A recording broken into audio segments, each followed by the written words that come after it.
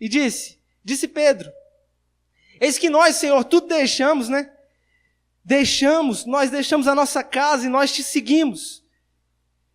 E respondeu-lhe Jesus, em verdade vos digo, que ninguém há que tenha deixado casa, ou mulher, ou irmãos, ou pais, ou filhos, por causa do reino de Deus, que não receba no presente muitas vezes mais, e no porvir a vida eterna.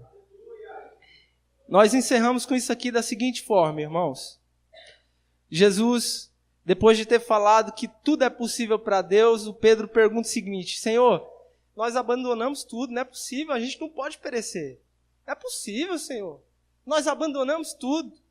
E aqui é apresentado um Deus tão grandioso e tão bondoso que você nunca viu e nunca verá outro igual.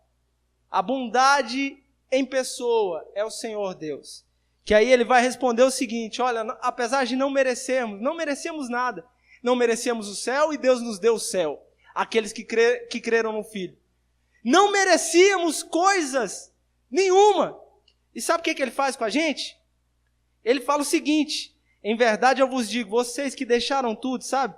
Porque muitas vezes nós deixamos muitas coisas, abrimos mão de coisas que consideramos importantes, mas que na verdade não são nada, irmão. Não são nada. É nada perto daquilo que o Senhor nos dá. É nada.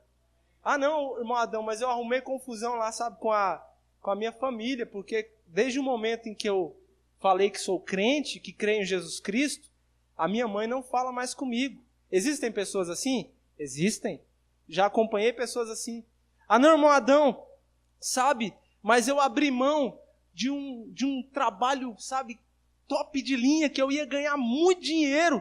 Por que eu abri mão? Porque aquilo me sugava e não me dava tempo para o Senhor. Eu abri mão disso para seguir. O Pedrão tinha do que falar, né? Ele poderia falar o seguinte, olha, eu era pescador, juntamente com os meus amigos, né? A gente vivia de pesca, era o sustento da nossa família. E nós não somente largamos a pesca, a nossa profissão, mas também nós largamos tudo, nós deixamos tudo e te seguimos.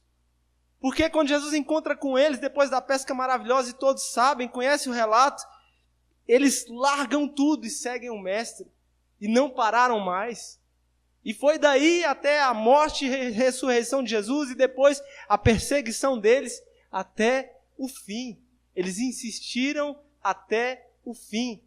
E aí ele está perguntando, Senhor, mas nós tudo deixamos e te seguimos. O que vai acontecer com a gente? E aí Jesus responde isso. Em verdade eu vos digo, que ninguém há que tenha deixado casa, mulher, irmãos, pais ou filhos, por causa do reino de Deus, que não receba no presente. E aqui, irmãos, quando fala casas, o pastor Felipe já falou, pastor Roberto, mas eu quero falar de novo. Alguns teólogos aí da prosperidade, homens que querem deturpar a palavra de Deus, falam que é o seguinte, ó, tá vendo? Você tem que ter casa, tem que ter posse, você vai ter muita fortuna, porque Jesus está falando aqui, ó, ainda no presente. Não, irmãos, isso aqui são famílias. Ou seja, o pastor Felipe gosta de usar o exemplo que quando ele veio para Cristo, ele recebeu várias mães, vários pais, dormia na casa de várias dessas pessoas. Elas cuidavam dele e ele se sentia em casa, ele se sentia abrigado. Por quê?